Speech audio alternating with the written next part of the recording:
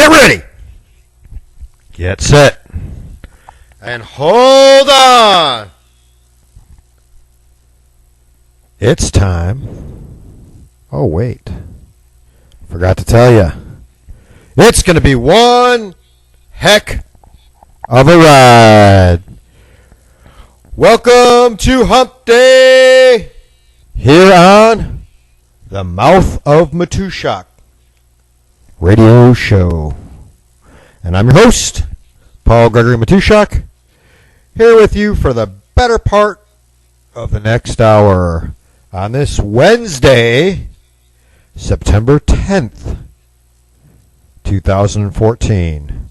And folks, just one little thing I want to remind you of.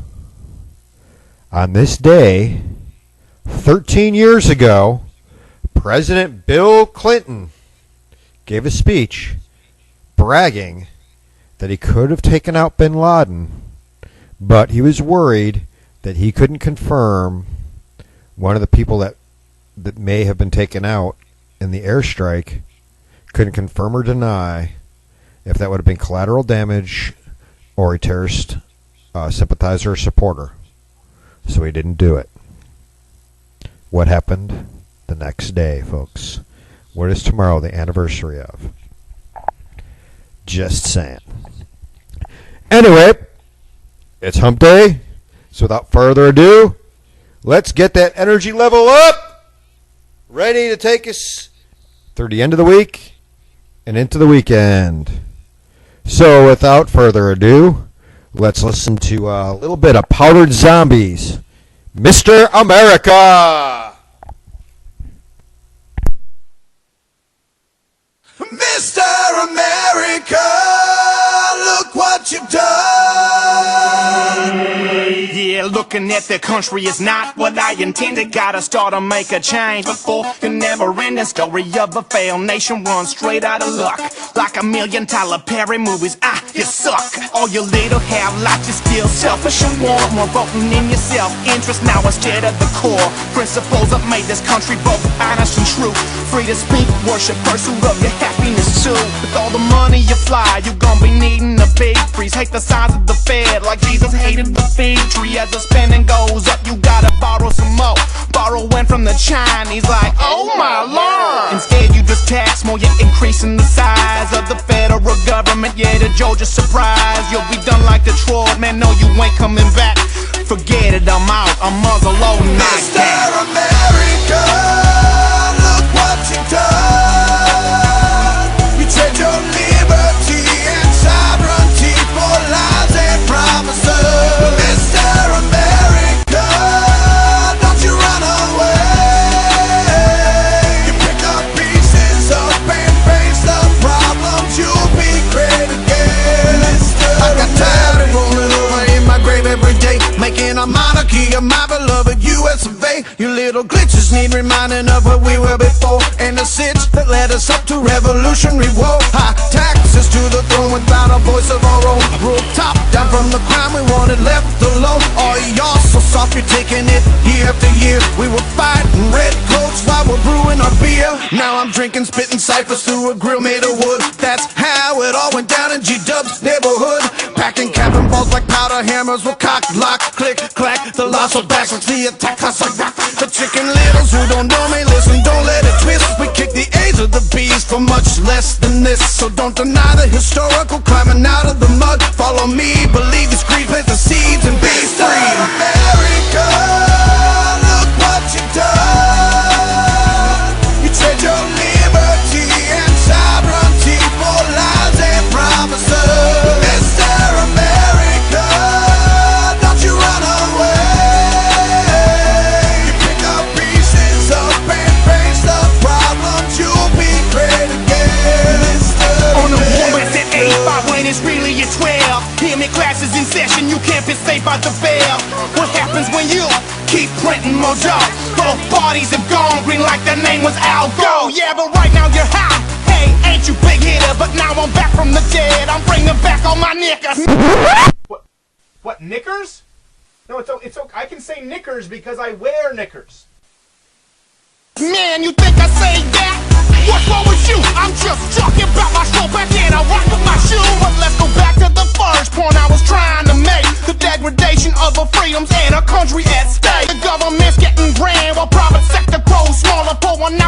homies, cause here comes the cold water. Unemployment still rising, our debt's growing still. The only change you're gonna get is being left with the bill. Mr. America, look what you've done. You trade your liberty and sovereignty for lies and promises. Mr. America, don't you run away. You pick up pieces up and face the problems. You'll be great again. Mr. America. Whoa. Mr. America. Whoa. Go it! Go it!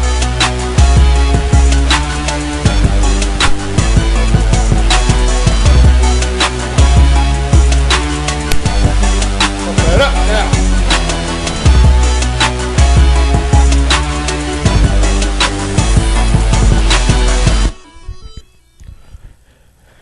Yeah, rock it out with my Glock out. I said Glock, Glock. Come on now, get your minds out of the gutter. The show is rated PG, not PG-13. But little news there. By the way, for those of you that don't know, that song is by Powdered Zombies, otherwise known as Chris Lash, and comedian and commentator Steve Crowder. And Crowder is coming back from his somewhat sabbatical. He's coming back and going to start be appearing more regularly around several places. I'm going to guess he's going to be popping his face onto the new Dana Lash show that's on daily over at the Blaze, and also once a week he's going to be coming out with a video, as well as weekly on Fridays from 6 to 9 Eastern. That's 5 to 8 Central. So immediately before my show, y'all can listen to Stephen Crowder's show on Fridays. Great way to start your Freedom Fridays out, folks. And that's going to be starting this week. New video out tomorrow. And a new radio show starting Friday. It's been a long road. When people ask me why I took so much time away, I didn't know how to answer them. When they asked me if I was coming back, I still didn't know how to answer them. Yeah, I'd been injured pretty severely to the point walking was even hard. I had other business ventures going on, but that wasn't it. I just didn't want it. I didn't know if it's what I wanted to do anymore.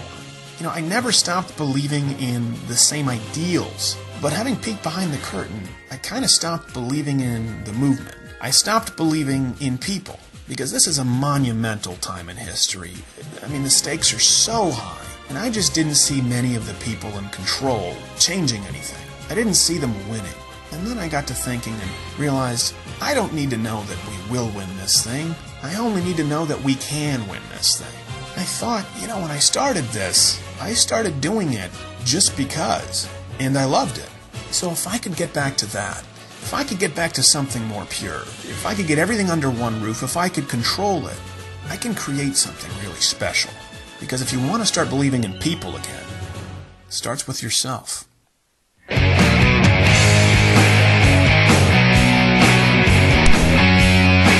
Yep. He's back, folks. That'll be starting tomorrow with his new video. I don't know what time it's going to be posted. So we may be replaying his video either tomorrow morning or Friday morning on our show. We'll have to wait and see if we can get permission to replay it as is. But of course, if you want to make sure that you get that as well as the radio show in a timely manner all by your little lonesome, go to louderwithcrowder.com and show Steve some support and thank him for coming back into the fray, as it would be. Speaking about people trying to get back into the fray, look, guys, it's time for me to get a little bit personal here before I get on to some of the other news that we can kind of poke some fun at. But for those of you that don't know, my queen, the free-range Texan, recently spent a couple of weeks unemployed. It was a good thing. Don't get me wrong. It wasn't the greatest. We definitely took a little bit of a economic hit in the process.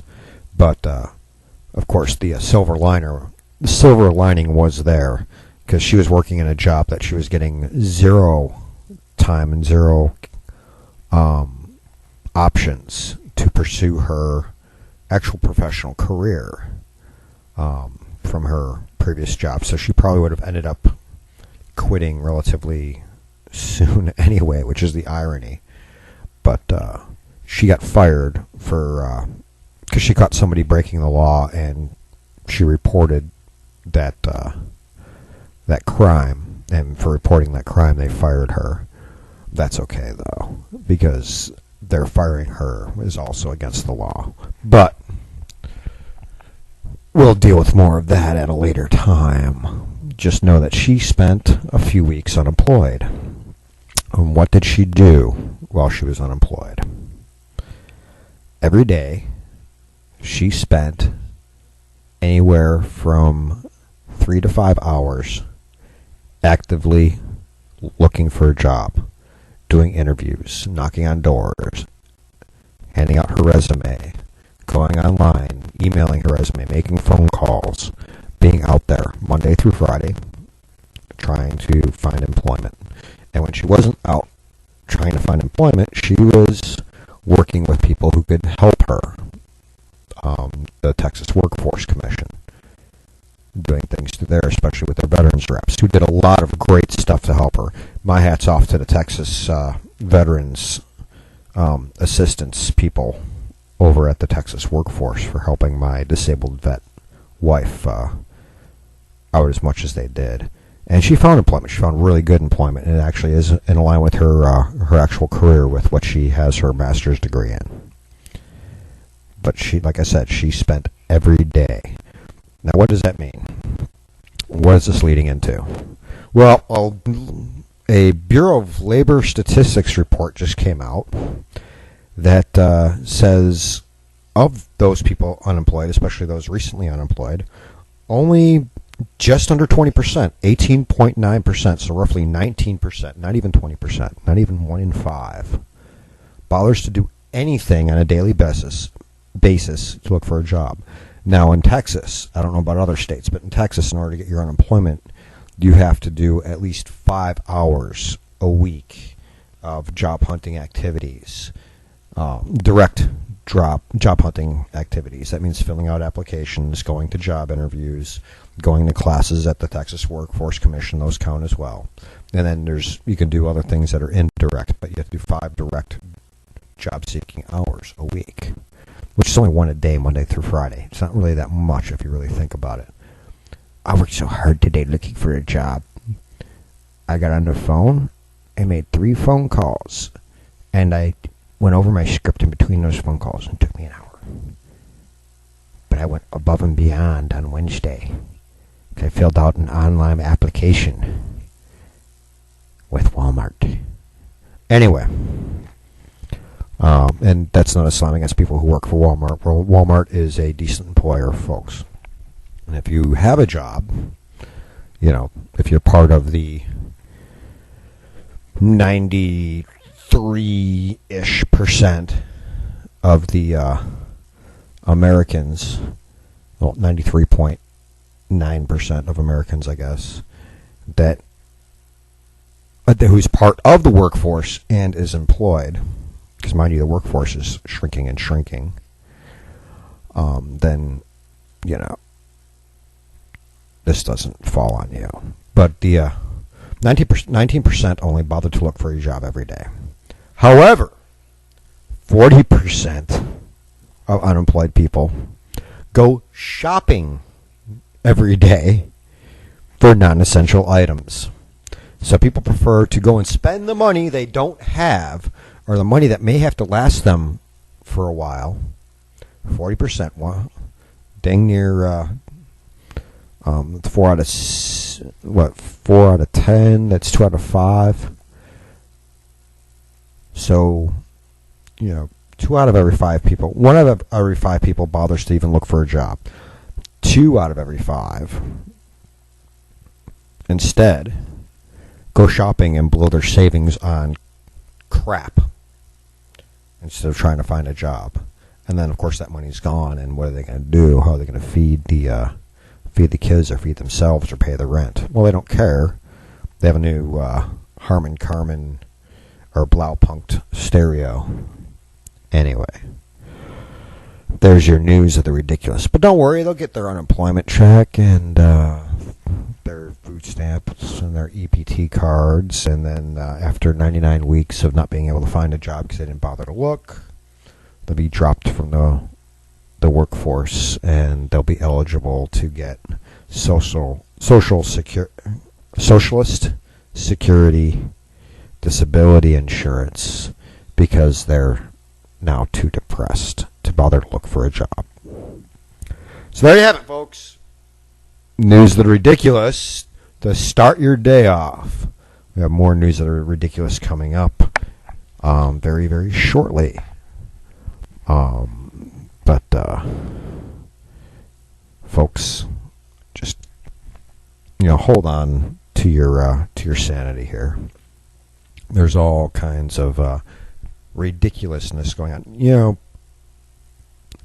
Weird, strange, and stupid things that your low percentage of humans, but still just enough to make themselves noticeable and seem like they're a majority.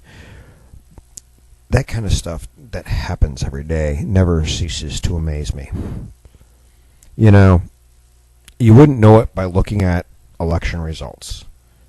But in reality, the majority of Americans actually lean right, not left. But don't let the oligarchs hear you say that. They'll make you believe that everybody thinks their way, and if you don't, you must be a fill in the blank with your derisive and insulting comment there, be it racist or ignorant or nut job or insane or crazy, whatever. In reality, they're the minority of the people who think that way. But then again, they're going to sit there and say they're the champions of the minorities. Folks, I got a good question for you. If I am the only me in existence, you sit there and draw Venn diagrams and see where they overlap with all these different demographic descriptors, these collectives you try to shove me into, and you come down and find that there's only one of me. Am I a majority or a minority? First, you split the population gender-wise. There are slightly more females than males, believe it or not, but let's just say it's about 50-50. Okay, so there goes half of that. So I'm in a collective that is half the population. Now you have to, of course, go with adults over the age of 18, so voting age adults. That cuts it down more. I couldn't tell you that percentage, but so I'm a voting age male. Okay. I'm, through my lineage and heritage and doing a lot of tracing back of my ancestry, I can tell you that I'm part Asian and part European. So I'm part white and part not white. So I'm mixed. So you put me into the part white, part not white mix. Well, that cuts me down into another collective with a Venn diagram. Okay. Then my first name is Paul-Gregory. It's hyphenated. Not too many people have that. But let's just say that it's just Paul, because it's what I tend to go by with